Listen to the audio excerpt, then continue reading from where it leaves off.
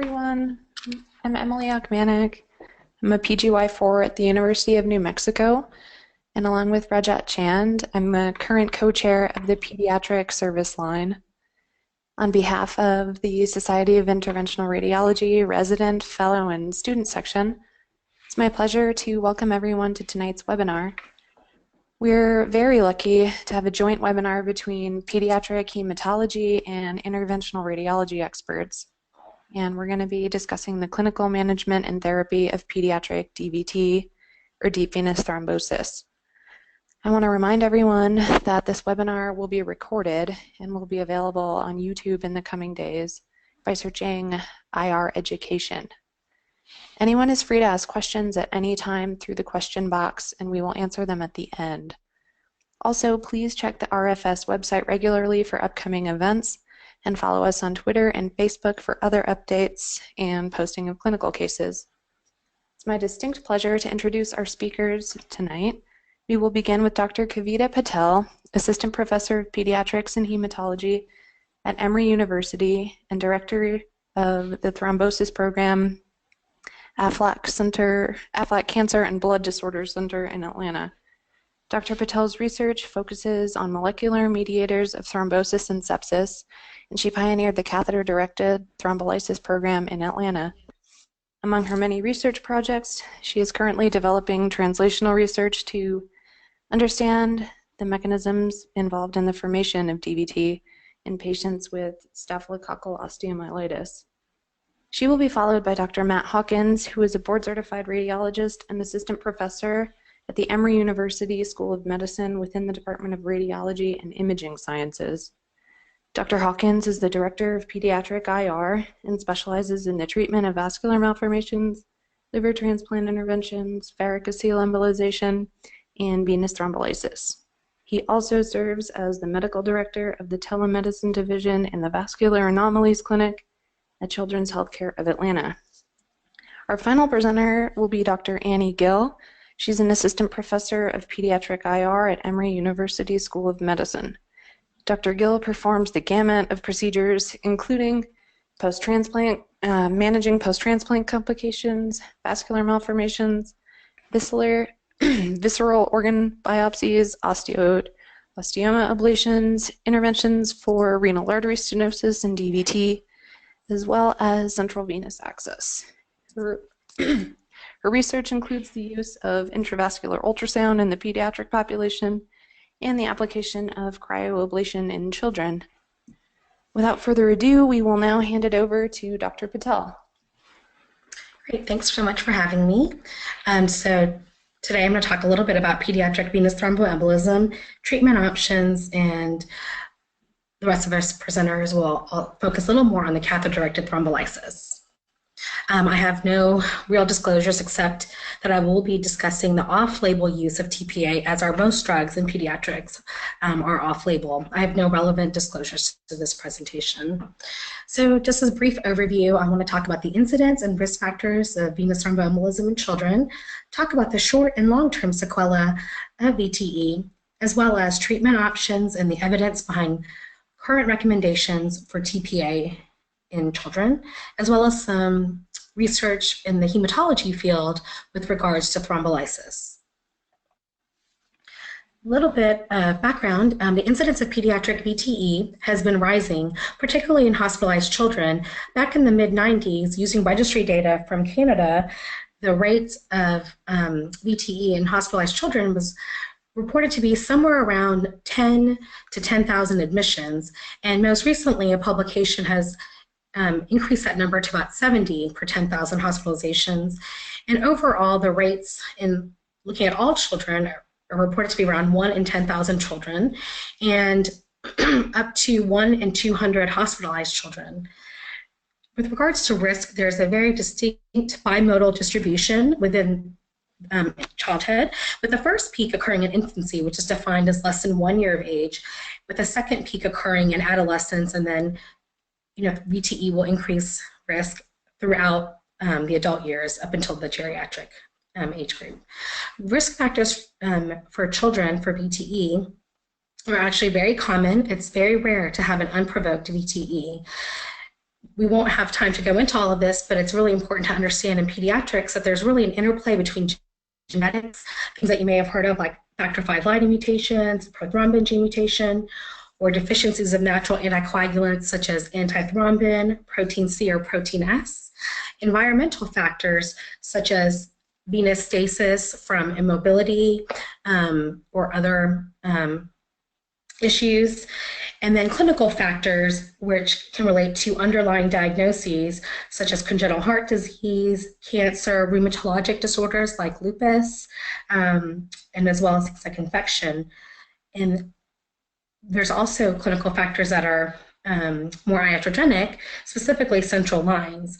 And greater than 90% of children who develop VTE are reported to have an associated risk factor, with central lines being the most common. Now, moving on to the sequelae of VTE, it's important for us to understand what happens with VTE and then to understand, with regards to treatment, what our short-term goals are and our long-term goals are.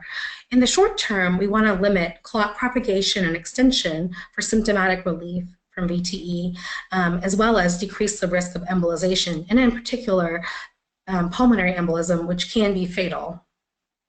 We also want to prevent early VTE recurrence and decrease mortality risks. It is estimated that there's between 1% and 4% of children with venous thromboembolism will have mortality. In the long term, we really want to improve vascular outcomes such as VTE recurrence, post-thrombotic syndrome, as well as maintain vascular access and patency, which for some patients can be very important for life-sustaining measures when they need to have central access for things like nutrition with TPN or other medications.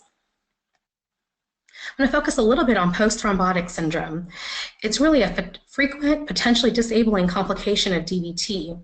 It's clinically manifested by having symptoms which can include, but are not limited to, leg pain, a sensation of heaviness, edema of the affected extremity, redness, telangiectasia, varicose veins, hyperpigmentation, skin thickening, and leg ulcers. On the right, I show a patient of mine who, as an infant, had a left subclavian thrombosis as well as an IVC thrombosis in infancy that did not resolve.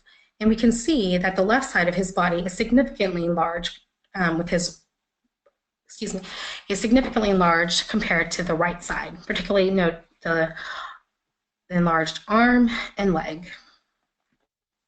And this is another patient that I have taken care of who has underlying congenital heart disease, as kind of evident from his sternotomy scar, that he had bilateral upper extremity DVTs but that did not resolve. And we can now see some of the manifestations that I described earlier. We can see varicose veins, we can see redness of both of his arms here, hyperpigmentation, you can see very dilated superficial veins, and again, I didn't take a picture to keep this de-identified of his face, but his face is very swollen and actually has a chronic SVC syndrome as well. Now, how do we determine if someone has PTS? In adults, there are several scales that have been developed and validated. However, in pediatrics, there aren't many scales that have been validated. There's two, and one is new and has only been validated in one study in retrospective data. So the one that's most commonly used by pediatric hematologists is something called the Villalta score. And it uses a combination of symptoms, which are patient-reported, and signs. These are things that the physician will note. And you could develop a score, and then you can look and kind of classify a patient as mild, moderate, or severe based upon their score. And so, briefly, there are several treatment options for VTE.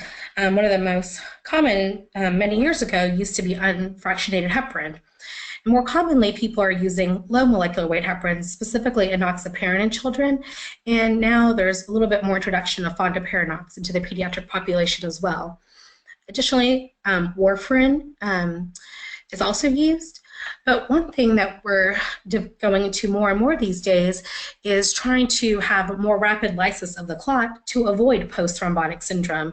And so to do that, the above agents and the ones below are really agents that will not lyse a clot, but will instead prevent further propagation or extension of a clot and allow the body's natural fibrinolytic process to occur. So TPA will give us a more immediate lysis and potentially hoping to avoid post-thrombotic syndrome. Now, there are several options with TPA. There's either a systemic or a catheter-directed option, and then plus minus mechanical thrombolysis. And Dr. Hawkins and Dr. Gill will speak a little bit more about this.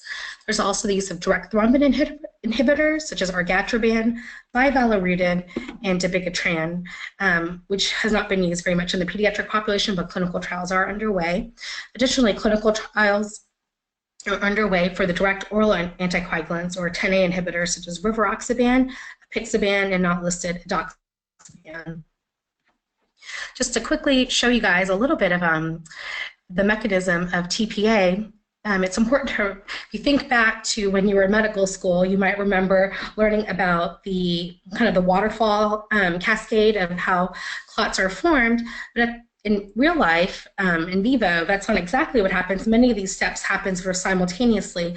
But at the end, to form a clot, you want to have factor II or prothrombin be converted to thrombin, which then converts fibrinogen to fibrin, which is then cross-linked by factor 13 to make a more stable clot. TPA works by binding to plasminogen, which then becomes plasmin, and then that will cleave fibrin to cause fibrinolysis, but also to a smaller degree, it will also cleave fibrinogen, and you will get fibrinogen fibrinogenylysis. And that's important for us later when we're monitoring our patients to see if they're having a response to TPA. What we would expect to see is that the fibrinogen would decrease because of this fibrinogenylysis, and it is not routine in most labs and hospitals to be able to measure these fibrin split products, at least not in real time. So most pediatric hematologists will use the combination of seeing the fibrinogen go down and the D-dimer going up to have a sense if the TPA is working. And often within 24 hours of doing thrombolysis, there will be a natural depletion of plasminogen, which can be repleted by using FFP.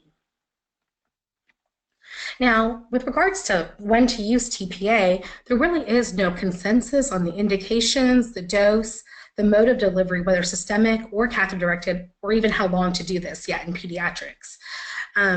The guidelines that most pediatric hematologists are using are the American College of Chest Physicians, or the ACCP, evidence-based guidelines.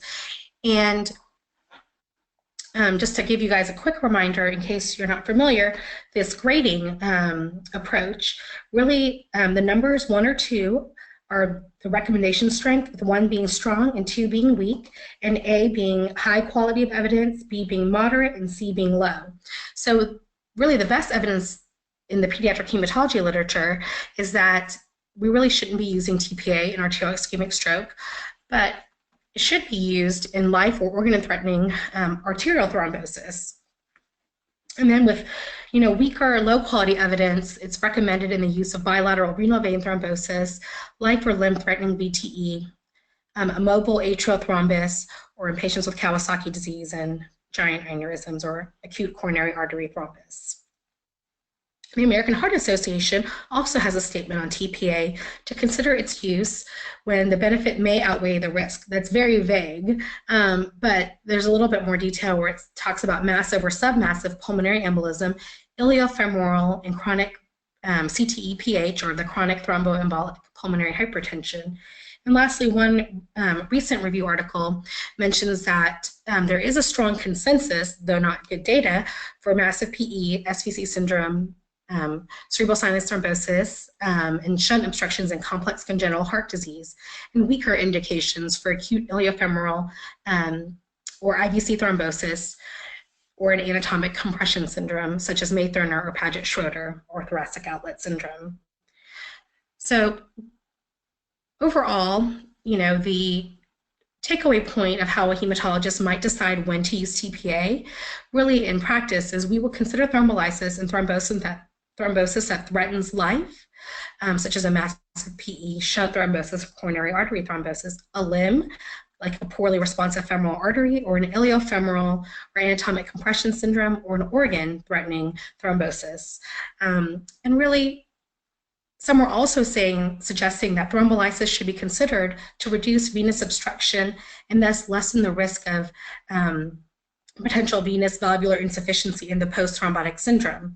There is not a lot of long-term data in pediatrics of what happens over the lifetime of a child with post-thrombotic syndrome. Studies are now ongoing to look at that, though. But just thinking of back to those pictures that I showed you, the first patient was only 11 years old, and the second one was only 2, and we can only imagine what would happen to these patients over over the course of their lives. As a quick review of the literature of TPA in pediatrics, one review done in 2006 by Albacetti and colleagues reviewed about 400 all the literature to that point and had a total of 413 newborns and children. And I just have highlighted in the 2 red boxes the use of TPA, which is a combination of systemic and catheter-directed thrombolysis. And just to focus your attention here on the resolution of of the clots, we see about a 70 for complete and another 20 for partial resolution. In systemic, and then in catheter-directed, again, similar numbers, but slightly better for complete resolution. But then just to also point out, with systemic TPA, there is a lot more bleeding. We can look at minor bleeding, which would be like bleeding from a catheter site, bruising, hematuria, and major bleeding is defined as something that would need a surgical intervention or a need for transfusion, and then obviously fatal. And we can see that systemic TPA has much higher rates of bleeding than does catheter-directed TPA. And this was back in the late 90s and early 2000s. In more modern times, these risks would be less, and hopefully our other speakers will address this. And in 2007, Dr. Goldenberg and colleagues looked at a retrospective cohort of patients looking at proximal lower extremity DVT and they focus on thrombus resolution and the post-thrombotic syndrome. They found that thrombolysis versus anticoagulation alone had better outcomes, with 90% of patients having clot resolution with thrombolysis followed by anticoagulation group versus only 42% in the anticoagulation-only group. Additionally, there was a significantly decreased number of post-thrombotic syndrome in the thrombolysis group. And more recently, the largest review that I could find is a retrospective review, including patients from the Children's Hospital of Philadelphia and Cincinnati, where they only evaluated iliofemoral DVTs and had about 60 patients in the pediatric range from 1 to 18 with a median of 14 years. And they did not have a large number of the anatomic abnormalities like May-Thurner. They had some IVC abnormalities, such as agenesis of the IVC. The median follow-up was 1.5 years. And what they found was that 94% of the patients had restoration of some flow, whether that was complete or partial flow, immediately. But then, interestingly, almost 60% of these patients had some degree of post-thrombotic syndrome using that modified Villa-Lota score that we discussed. And the complications we can also see are decreased from that other Albacetti review I showed, with major bleeding only being 2% and minor bleeding of about 12%, and recurrent thrombosis occurring in another 12% as well. So in conclusion, there is very little literature out there, but I think additional investigation will be needed to determine which pediatric patients would really benefit most from catheter-directed thrombolysis. And I've included some references and articles for anyone's interest. Thanks so much.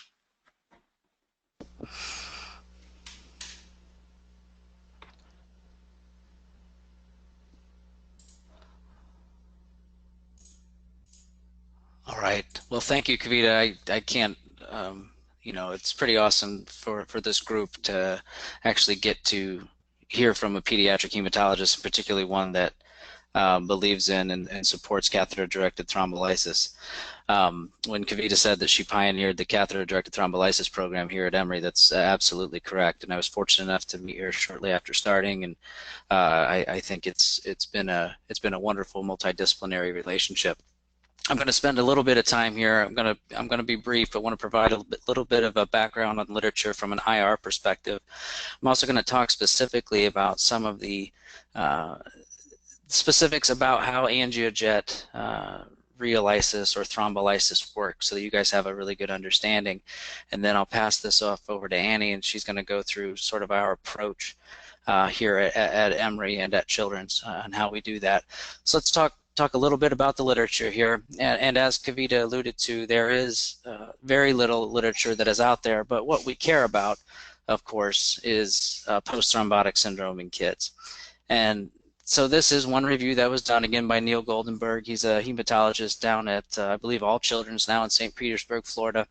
And when they started to look at what the incidence actually is in kids, they cited a 26% incidence versus a 40% incidence in adults that have suffered from venous thromboembolism. Now, of course, one thing I'll tell you, and I think Andy would probably share the same sentiment, for those of us that have adult and pediatric training, we've seen a lot of these kids that sort of get passed off when they're 14, 15, 16, 17. Not much is done for them. We pass them off into the adult world, and then we pat ourselves in the back and say we did a really good job, when actually very often there are downstream sequelae that we might have been able to prevent if we treated them a little bit differently in pediatrics or adolescents. So hard to always take these numbers at absolute values. In our literature, some of you might be familiar with the Pearl trial. This came out probably about 1.5 to 2 years ago. It was a prospective multi-center site looking at the use of the angiojet reolysis system. There was a variety of techniques that were used, and as you can see on the second line, reolysis thrombectomy was used in about 4% of patients. Percutaneous catheter-directed pharmacomechanical thrombolysis was done in about 35%. Pharmacomechanical lysis along with catheter-directed thrombolysis, that's where we use the angiojet reolysis system and then placed an infusion catheter overnight for TPA, was used in 52%. And then a combination of the rheolytic thrombectomy and overnight catheter-directed thrombolysis was performed in just 9%. They noticed that there was, when pharmacomechanical thrombolysis was performed, and this is when you use the angiojet device to actually infuse TPA to soak the clot and then follow that up with thrombectomy mode to remove the clot, they noticed a 96% substantial clot reduction when that procedure was done in that order. Which the message from this trial was questioning whether or not catheter-directed overnight thrombolysis with an ICU admission is still necessary, although that was more of a question than actually a evidence-based statement. The 3, 6, and 12-month rethrombosis rates, you can see there 6, 13, and 17%, similar to the limited literature that's available in pediatrics. And here they had a 3.6% major complication rate, again, much lower than what was originally cited. And again, because this is adults, most of those major complications were in our older adults greater than 70 years old.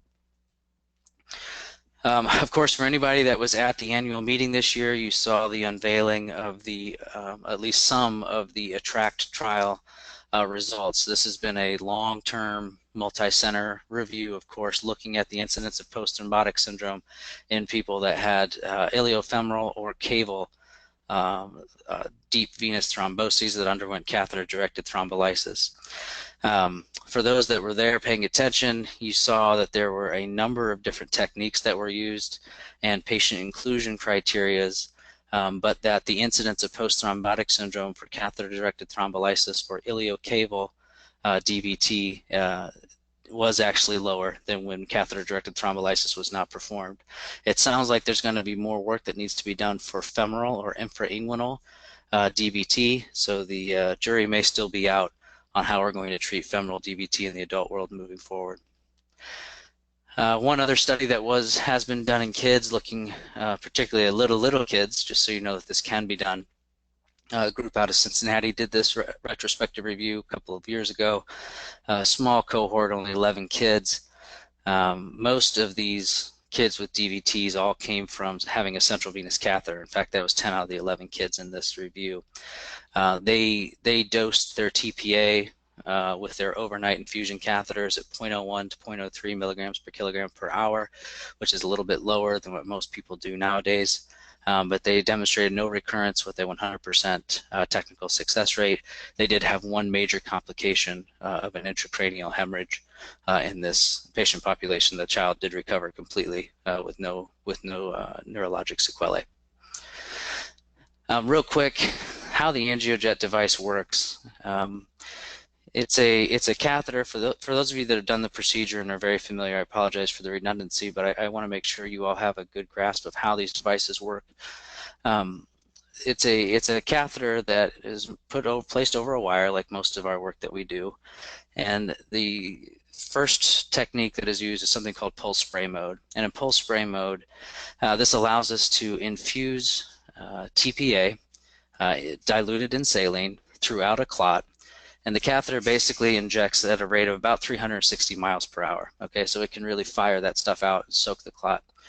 After you do pulse spray mode, we let that sit for about 15 minutes. The half-life of TPA is 6 minutes, so that gives us 2.5 half-lives for TPA to actually treat the clot, sit there and do the fibrinogenylysis, as well as break up the existing thrombus that's there. And then you put it in thrombectomy mode. And the device works in thrombectomy mode is it has a jet of saline that it shoots down the middle of the catheter backwards at about, again, 360 miles per hour, which if you follow old Bernoulli's principle, the pressure where fluid is moving the fastest is always much lower. It's the same concept why the shower curtain in the shower always seems to move towards you. Because that jet stream from the shower head actually decreases the pressure, which moves the shower curtain towards you. So this perfect vacuum that's created within the catheter actually sucks in the clot that you have just lysed with your TPA. After we do that, then of course is when we leave the infusion catheter across the area of thrombus, and Annie's going to talk about sort of what our protocol is there, but that is how the device works. I do want to show a short video. I know videos are can be a little bit iffy over GoToMeeting, but it doesn't move very quickly. This is from AngioJet, of course, before they were bought by Boston Scientific. And what we're showing right now is actually in pulse spray mode. And so when we're in pulse spray mode, you're actually just injecting TPA out from the catheter into the thrombus. So throughout the entire course of the thrombus, the speed with which it can inject it obviously thoroughly soaks the thrombus, and this is the technique that was used in the Pearl trial that shows superior results over just doing suction thrombolysis or just catheter-directed thrombolysis alone. After you've let it sit for 15 minutes, then you put the device back through the clot, and because of that perfect vacuum formed in the middle of the catheter, of course, this cartoon makes it look perfect. I'm not sure it quite looks this perfect, but it is able to suck out a substantial portion of the thrombus. Again, they estimated approximately 96% of clot reduction in the Pearl trial that was done. But that at least gives you an idea of the two different modes of the AngioJet catheter and how it works. Because we were fortunate enough to get to work together with Kavita, we took this program, and we don't just talk about it on webinars. We actually put together a full-on clinical care guideline that has been adopted by the hospital and is used for every patient that comes to Children's with a DVT. You can find this online, and we have full-on integrated order sets in Epic now. It really has standardized how we approach this, so every kid in Atlanta that comes down here is going to get treated the same way. But you know, the important parts, and this is what's emphasizes the multidisciplinary approach. If you look here, you can see how much hematology and IR work together. There is never a situation where we are taking on a catheter-directed thrombolysis without having our hematologists on board. I would encourage you all to adopt that same method of practice. We're much more successful when we're doing these things together than when we're out there on our own. But we have been, again, very fortunate to put this together, and has led to a pretty high volume and very successful catheter-directed thrombolysis program here. So without hesitating any further, I'd like to pass this on to Annie.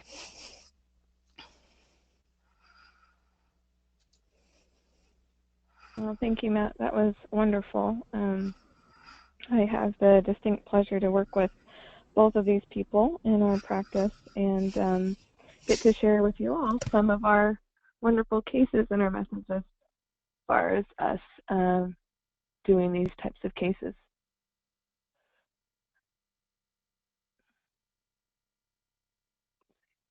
All right, so we're going to start with a pre-procedural workup. So these patients are usually coming in through the ER or being referred from an outside hospital to us.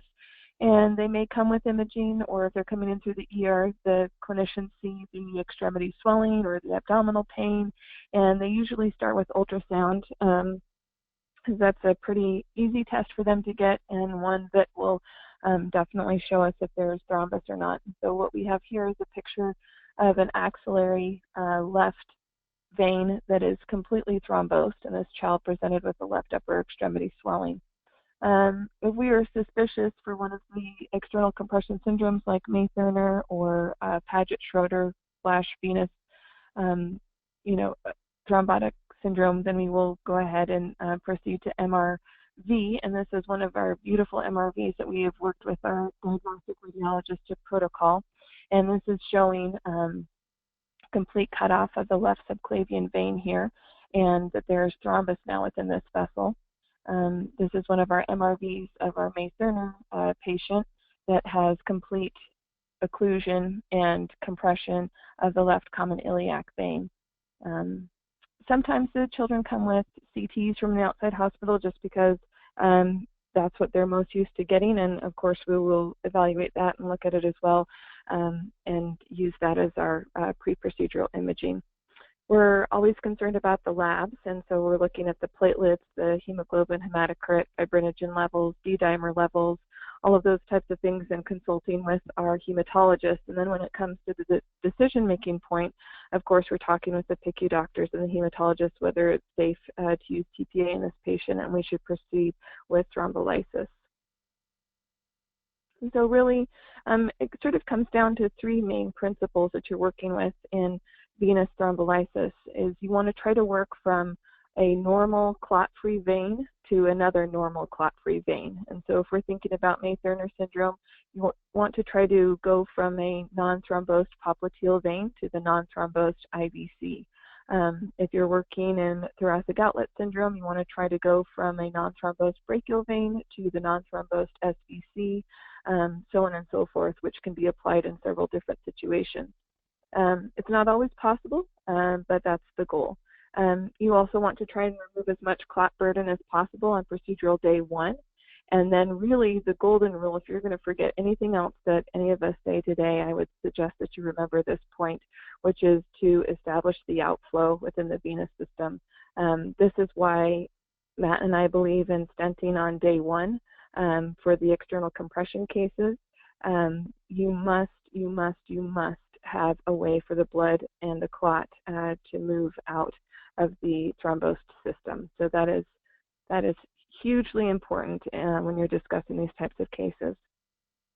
And so starting with our procedural technique, we cross the clot burden with a wire, and we may or may not elect to do a pullback venogram depending on how overpressurized the system is, how good our pre-procedural imaging is. If we've got really excellent images, we may elect to not do it because we already know where the clot is. Just sort of depends, and so that decision is usually made on the table or sometimes before the case begins. Then we proceed with the pharmacomechanical thrombolysis using angiojet, like Matt just discussed, and we use both power pulse and thrombectomy modes. We often go for balloon angioplasty after this as a method of mechanical thrombectomy and pushing that clot into the larger circulation that has already been liquefied and broken up by the angiojet device. Sometimes this isn't possible, and obviously, like with a portal vein thrombus, it's not a great idea to take a balloon into that system. So again, that decision is made on a case-by-case basis. Intravascular ultrasound, we're big proponents of this. It can give you a lot of wonderful information when you're working on these patients. It can give you vessel diameters for stent deployment. You can assess how much thrombus is still there within the system. And then if you are stenting, you're able to pinpoint exactly where the maximal stenosis is. And that is hugely helpful as you go to deploy your stent. And then, of course, stent deployment with balloon dilation following that. And then it's time to really reassess and see how far or how much progress you've made. And that can be done with venogram and or IVUS. In kids, we're always trying to decrease our radiation dose, and so we often elect to do those final follow-ups with intravascular ultrasound. The conclusion of the procedure on day 1, we leave the infusion catheter across the original length of the clot burden just to continue bathing that with the TPA medicine, and we begin the catheter-directed thrombolysis protocol that Matt shared with you. We're going to start with our first case here. This is a case of venous thoracic outlet syndrome. This is a patient that had it on the right upper extremity rather than the left that we just saw a few images from. But in this case, his right arm was very swollen and tender in the ER, came in, had an ultrasound. We were concerned for, venous thoracic outlet syndrome or Paget-Schroeder disease, had an MRV. Then we got access in the IR suite into the right brachial vein, and we were eventually able to pass a wire and a catheter down to the SVC, which you can see here. But notice that when we did our injection through the vascular sheath, none of those normal deep venous structures opacified. It's all the collateral vessels. And then you start to see filling within the SVC here. So the system is completely thrombosed, and the patient's having to use collateral vessels to remove the blood from his arm. We performed angiojet, and then this is our balloon angioplasty. And this is really a fantastic picture here because it shows you that point of that maximal external compression that's exerted by the clavicle crossing the first rib. And you can see the waist on that balloon and the fibrous bands that are there within that vessel from that chronic compression. And you have to blow the balloon up to maximal diameter to really burst and rupture those fibrous bands. And that's exactly what we were able to do. This is the venogram that was performed in the patient after angiojet, after angioplasty, and now we are starting to see some of the contrast going through that deep venous system and then opacifying the SVC.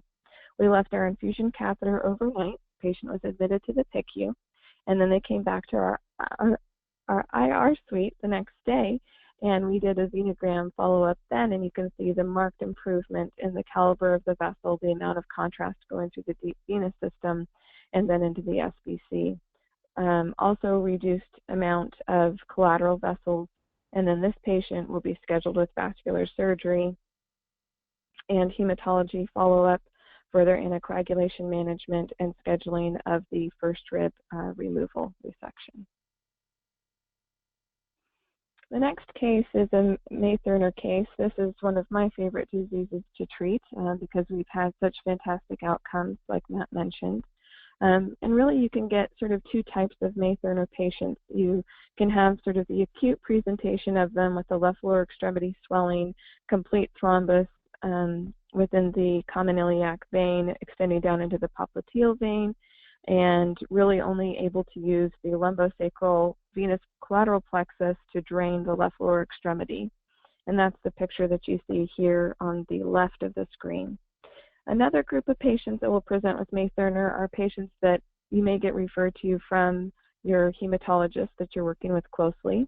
And these are patients that have had a DVT in the past, which resolved on anticoagulation, that have either continued or intermittent swelling of that left lower extremity, and they're concerned for a May-Thurner type of anatomy. And so this patient came to us. She didn't have an acute DVT, but she did have the compression of that vessel and the sustained swelling in the left lower extremity.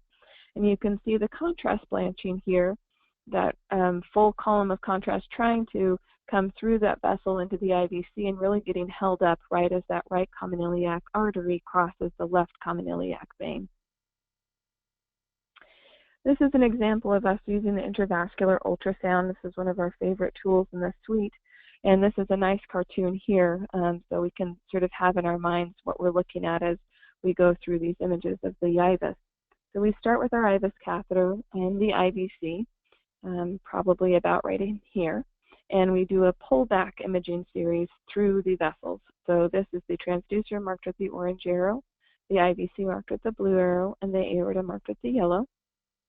The next image, you see the right common iliac artery overriding the left common iliac vein that is completely compressed here. Our transducer is sort of propping it open. And then this dark shadowing that you're seeing along the back is one of the spinal vertebral bodies. And so this is a perfect image as to why this disease happens, is the chronic compression of that vein going between the artery and the vertebral body causes, microscopic damage to the vessel initially, but then these large webs and spurs can occur within the vessel, and then DVT sets in. This is further down or further peripheral within the common iliac vein. You can see the complete thrombus, the echogenic thrombus within the vessel. It's more expanded now. This is the left common iliac artery marked by the yellow arrow. And then this is, again, the vertebral body along the posterior aspect of the image. So after we've performed angiojet in this patient, then we go with our venoplasty again with the balloons, and again we serially go up in size of the balloon, start with maybe an 8 or a 10 or a 12 even, depending on the size of the vessel that we've demonstrated on IVUS. And again, we're inflating the balloon to the highest burst pressure possible without causing trauma to the vessel to remove or lyse the fibrotic bands. And then we proceed for stent placement. You can see the stent here. It's a little hourglass type of shape as it goes through that narrowed portion of the vessel. And then we balloon dilate the stent. And then we go with IVUS again to assess and see how our stent deployment looks, how it's centered within the vessels, and if we're getting flow through them. So this is the IVC. This is the very most central portion of the stent as it extends into the IVC, the transducer marked with the orange arrow, the aorta marked with the yellow. Coming peripheral now into the left common iliac vein, this is the same point at which we saw the vessel was significantly compressed on the prior IVUS images, with the right common iliac artery overriding the top of it, and now you can see the stent is nicely propping that vessel open between the sandwich of the right common iliac artery and the vertebral body beneath it. And down further, more peripheral within the common iliac vein, there's no longer any thrombus, but nice flow through the vessel. IVUS is also a great way for us to evaluate how does the stent look in comparison with the vessel, and you don't see any gaps here. You see the struts of the stent are nicely opposed to the vessel wall, and it's well suited for this patient. This is our final step then in the procedure of us leaving the infusion catheter. It's a little tricky to see, so I marked it here with the arrow. There's a radiopaque marker. This is our occlusion wire, so that it is going to force the TPA that we drip overnight through the tiny, tiny microscopic holes of the catheter as it courses along. And these come in different infusion lengths, anywhere from a 10 centimeter to a 50 centimeter infusion length. For the May-Thurner patients, we tend to use the longer ones because we're trying to go from somewhere in the mid-thigh all the way up to the IVC. And then lastly, this is the follow-up venogram the next day on our thrombolysis check. One of our other cases that was a very complex but also very interesting case was a patient that presented with severe abdominal pain and was found to have complete thrombosis of the portal vein and the SMV. I am showing here the MRV, and it goes a little fast, but we can focus on a couple of points here. Really no flow within the portal vein as it extends down. It's going to cycle again here. Let's watch again. So portal vein, SMV. SMV is markedly expanded and also thrombosed. Watch it one more time. There's the portal vein, SMV, and all the way down. So the findings on here that we were very concerned about was the complete thrombosis of the portal vein. There is cavernous transformation of the portal vein. We really don't have great right or left main branches of the portal vein within the intrahepatic portion. There's complete thrombosis of the SMV, and there's also a prominent IMV that had some other problems as well, but those aren't pertinent to our discussion this evening. So, going back to our main principle that we discussed before, we have to establish the outflow. So this isn't like May-Thurner, where we can put a stent across the common iliac vein and manage that outflow. To open up the portal vein in this situation where we had cavernous transformation of the portal vein, we elected that the best option for this patient was to perform a TIPS, and so that they would have the outflow through the TIPS shunt. So we set about starting with the TIPS procedure. We had a marking wire, a transhepatic access into the portal venous system here, and so this is the wire that you see coursing here, and this is just our marking wire for the system as we attempted to get access and our target for the TIPS catheter. These are the thrombosed portal veins within the liver, and you can see how small and diminutive they are, and they're completely thrombosed by that lacy pattern that you see. And then this is the main portal vein here. So this is our catheter that's come through the right hepatic vein. We've gotten access into the portal vein with the needle past our catheter, and now we're doing our injection that we have obtained access into the portal vein. And then we advanced our sheath down, and we were able to do a more robust injection, again showing the complete thrombus within the main portal vein and the SMV, and then the prominent IMV. So now we've created our tips. We elected to deploy 2 Viator stents because it just seemed to have a better length for this patient. And then we all sort of took a deep breath because now we'd had our venous outflow that we had established with the stent, and it was now time to look at how to get the thrombus out of the portal vein and the SMV. And so now what we did is we kept a safety wire across into the splenic vein. We advanced our sheath down through the tips and then used a directional catheter and wire to gain access into the SMV, which you see here. There's a contrast injection once we were quite distal within the SMV, again showing the thrombus and the lack of flow within the system. And so finally then we left our infusion catheter across our stent. This is the proximal portion of the infusion catheter, infusing TPA all along this course down into the SMV, and there's the distal tip of it. The patient was left to drip overnight and then came back on day 2. This is the thrombolysis check. So we've made some progress, but there still is a significant amount of thrombus burden within the main portal vein and the SMV. We elected to try angiojet within this patient. We didn't do it on the first day, but we tried it on the second day. And we got really quite excellent results by using it and felt confident that if we let him drip for another night, that we would be in a good standing the next day. And so again, here you see our infusion catheter with the proximal tip here and the distal tip down as low as we could get it within the SMV. And then this is the final venogram on the following day after the patient was allowed to drip one more night. We had excellent flow of contrast through the system, very minimal residual thrombus, wonderful flow through the tips. And then we've checked the tips since then with ultrasound, and I believe we've also had an MRI again. Moving on to our last case, and possibly one of our most complex cases that we've done at Children's, was a patient that presented with acute bilateral lower extremity swelling and thought to have large DVTs, which he did. They performed a CT, which showed even more than just large DVTs. It showed complete agenesis of the infrarenal IVC and thrombus extending from the common iliac vein down to the popliteal veins. And then you wonder, well, how is he even getting blood, or how did he ever get blood from his legs back into his circulation? And it was through this large lumbosacral complex of collateral vessels. And interestingly, this picture on the right shows these collateral vessels that were even thrombosed. So this ended up being a complete reconstruction and recanalization of the patient's venous outflow for the lower extremities.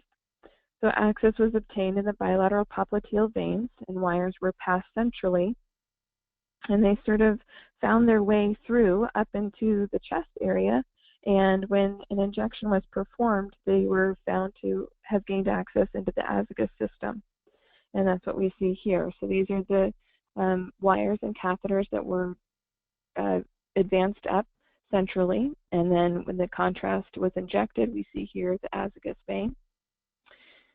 So an extensive stenting process then ensued, and they basically stented back from the azygous vein along the course of the wires through those collateral vessels, and then did balloon dilation of the stents very carefully, not up to maximal diameter, because they were using, as you can see on this first picture, very small vessels to get there.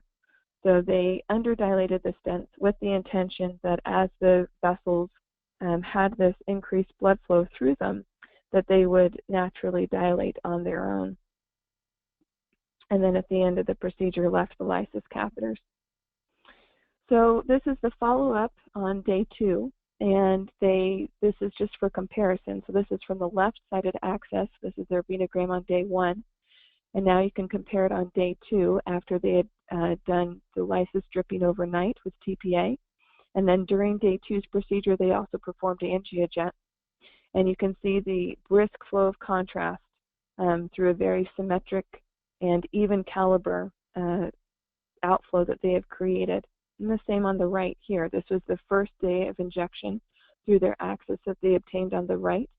And then again, after lysis and angiojet on day 2, they found a very nice, brisk, even flow of blood moving through that stented system. So again, really the key was establishing the outflow for the lower extremities, and he was already starting to see the results with decreased extremity swelling. Because there was such extensive stenting done on that first day, the patient was brought back on day 5 to do a stent revision and check. And as we suspected, there were some gaps. So as the wall stents had expanded within the patient, they had shortened, leaving areas of exposed vessel that needed to be bridged by new stenting. You can see those areas marked with the black arrows. And so the new stents were deployed and ballooned, and then this was the final venogram on the right side of the screen at the conclusion of day 5, where all the exposed areas had been covered. And then the patient was brought back at 6 and 8 months, and at the 8-month follow-up, we were able to see an area of significant stenosis marked by the black arrow here on the left picture. And that area of stenosis was really right at the diaphragmatic hiatus, where those fibrous bands were causing some compression of the stent that we had deployed there initially. And so our solution was to deploy another stent. We placed a 14-millimeter wall stent at that area, and since that time he's had excellent drainage and no complications at this point. So at the conclusion of the day 1 procedure, we admit our patients to the PICU, and we begin the catheter-directed TPA drip overnight. We use a weight-based dosing, of course, in pediatric patients, which can be anywhere from 0.3 to 0.0 mg per kg per hour, up to the max dose of 1 mg per hour. We then run a low dose of heparin through the vascular sheath. The systemic anticoagulation is monitored and managed by our hematology colleagues. We have routine blood work that is checked on the patients by the PICU team and monitored by sort of all of us, the IR, the PICU, and the hematologists that were watching these patients overnight.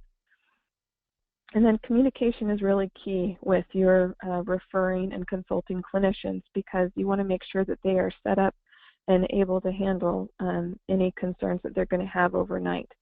So one of the things that you always want to make sure that you discuss with them is if you've used the angiojet, it causes red cell lysis. And so the patients not only need to be well hydrated during the IR procedure, but also well hydrated overnight, because the red cell lysis causes hemoglobinuria, and their urine is going to be red to dark wine to tea colored. Can be very shocking for the patient and their family members to have them peeing this color. But if they're prepared for it, they handle it well. And you just reassure them that it's not, them bleeding from their kidneys or bleeding from the bladder, that it's just these byproducts that are getting excreted by the kidneys. We bring the patient back the next day for the thrombolysis check that you've seen in our cases we've already discussed. And then the patient is hospitalized while the hematology team figures out what anticoagulation method is going to be best for them to return as an outpatient on.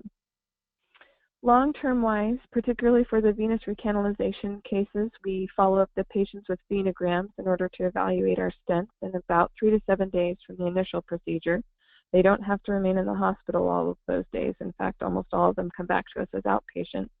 But you do want to make sure that you get that appointment set up before they're discharged. We see our patients for follow-up in 1 month, whether it's been thoracic outlet syndrome or May-Thurner or whatever it has been, just to assess and see how their symptoms are. And then we can do follow-up venograms with possible stent revision beyond 3 months. And that's the conclusion of my talk. Thank you so much, Dr. Gill, Dr. Patel, Dr. Hawkins. Those were great cases, and this is obviously a really hot topic right now, and I really shows the value of having sort of the multidisciplinary team and the buy-in from the clinical side of things. Obviously, you guys are having a huge impact on your patients, and arguably sort of improving that quality of life stuff, and the post-thrombotic syndrome is so important in kids because they do have such a long lifespan. So that was amazing. Maybe I can get started. I have a question as far as the angiojet. Do you guys experience a lot of the Or have you had any bad cases of the bradycardia and hypotension in the pediatric patients, or is that sort of less of an issue because they're like under the general anesthesia? You could maybe touch on that a little. Yeah, I can take that one. And no, we definitely see it. We definitely see it. And in fact, kids sometimes, just because I don't know, their body perhaps is maybe a little healthier, maybe a little more in tune, they'll actually have a little bit more dramatic bradycardia and hypotension than what we'll see in adults. Before I do every case, I tell we work with pediatric anesthesiologists obviously most of the time, but they know that this is it's very likely to happen. And if it happens, we stop. And the other great thing about kids is they come back right away. So bradycardia we'll usually see last for 5 or 6 seconds, very, very short-lived. Again, what causes that, of course, is the adenosine release from the red blood cell lysis, and the adenosine's half-life is just seconds. And so if you just stop and let it go away, you usually can continue. I can think of maybe one case where we cut the lysis a little bit shorter than we normally would just because the tachycardia hypotension was so profound. But that's the only case I can think of.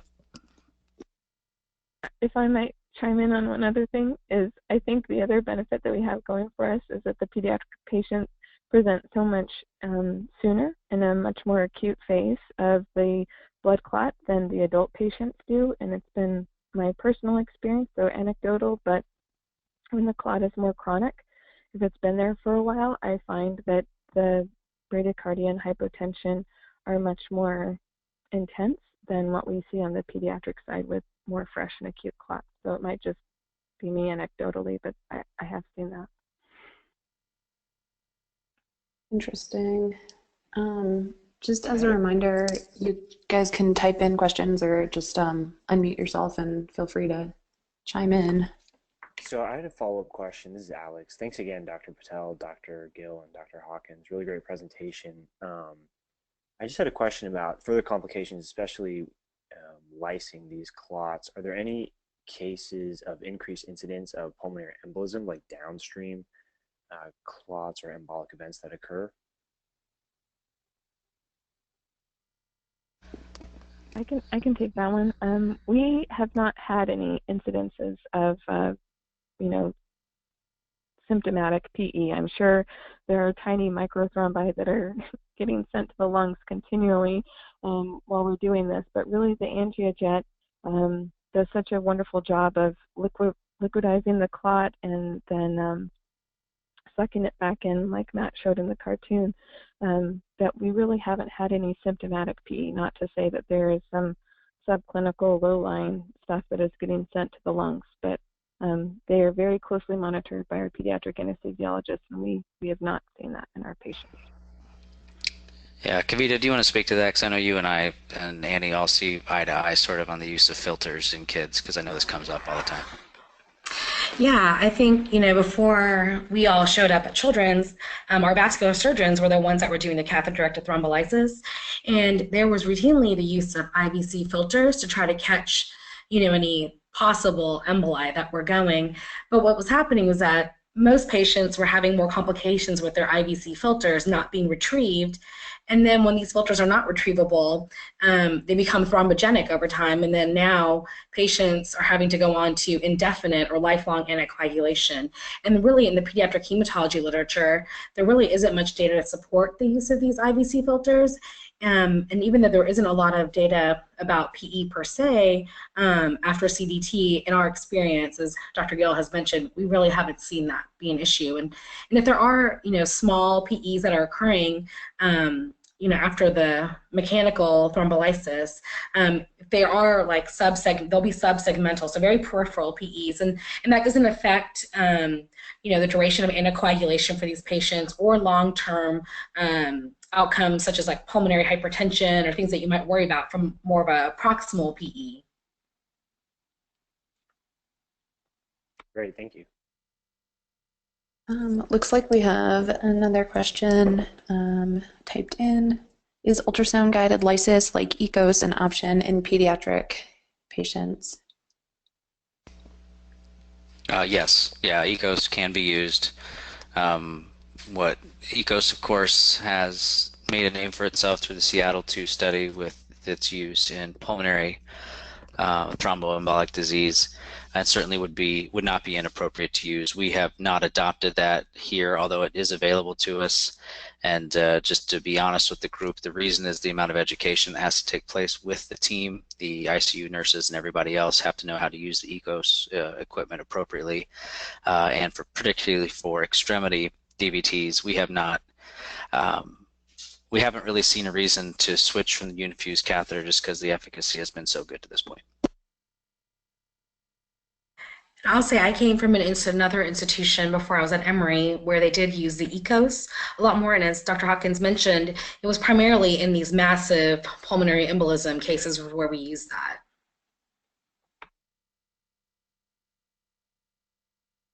Looks like another question here from the audience. How are you managing anticoagulation after stent placement, venous stent placement? Are you adding antiplatelet therapy to that regimen? So I'll answer that.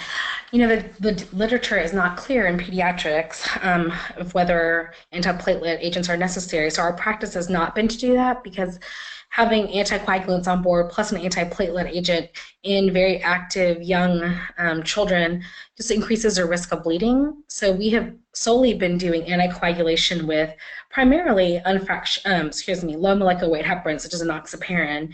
And we're doing that for patients who have stents for about 6 months to allow the stents to endothelialize. I think the literature isn't clear of how long these stents take to endothelialize, but maybe Dr. Hawkins and Gill can add to that if they know of any new literature that I don't. No, I'm not aware of any. No, unfortunately, the other thing to keep in mind with these stents, guys, is that, for a typical May Turner, you're talking about a 14 millimeter stent. For an SVC syndrome, anywhere from 14 to 18 millimeters. So, most of these kids present obviously with DVT, so there's going to be some anticoagulation afterwards, but those are huge stents with very high flow across them. So the time for a stent to endothelialize, as best we know in the literature, remains 3 to 6 months.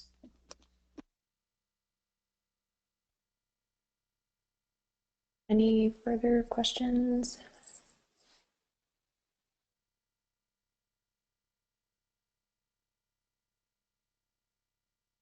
Looks like we have another one here. In cases of high-grade venous stenosis/fibrosis, are you looking at drug-coated balloons? Who's not looking at drug-coated balloons these days? Who's not? We have not. Annie, you can correct me if I'm wrong. We have not seen that type of stenosis in these cases. Again, usually the narrowing is external compression in the vast majority of these, or it's a chronic occlusion situation rather than a true stenosis. So certainly we're all keeping our eyes out on ways to use DCBs, moving forward. But Annie, correct me if I'm wrong. I don't think we've used one on a venous case yet. No, we haven't, and we just have such really fantastic results with using like the non-compliant balloons and stenting on day one. We haven't really found a reason to go to that next level. Yeah, the narrowings, again, external compression are going to be fixed by a drug-coated balloon, and that's the just extreme majority of the venous narrowings, stenoses, if you will, that we're treating.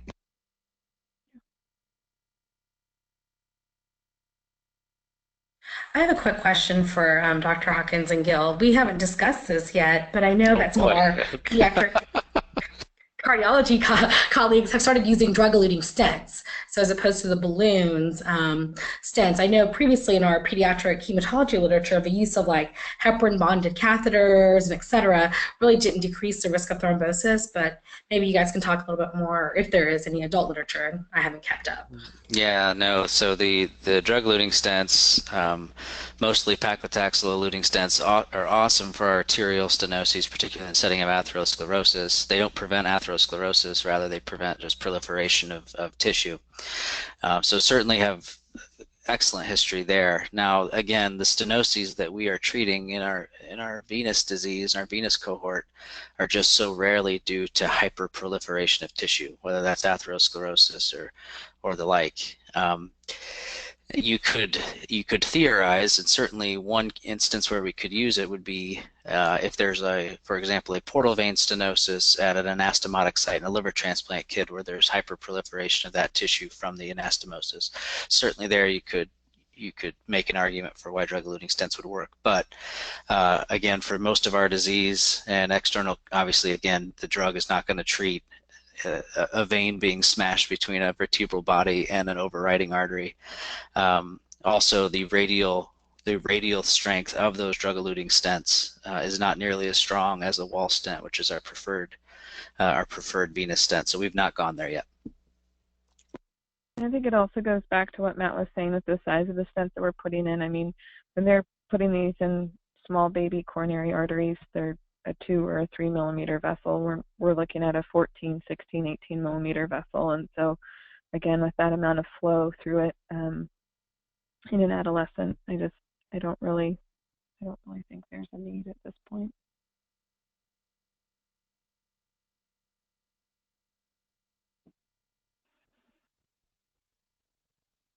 Well, if there are no other questions, I just wanted to thank all of you once again for your time, those wonderful presentations, really, really great talks, and we would love to have you back again in the future. And I hope everyone has a great day. Thank you so much. It was a pleasure. Thank you so much. Take care. Thank you.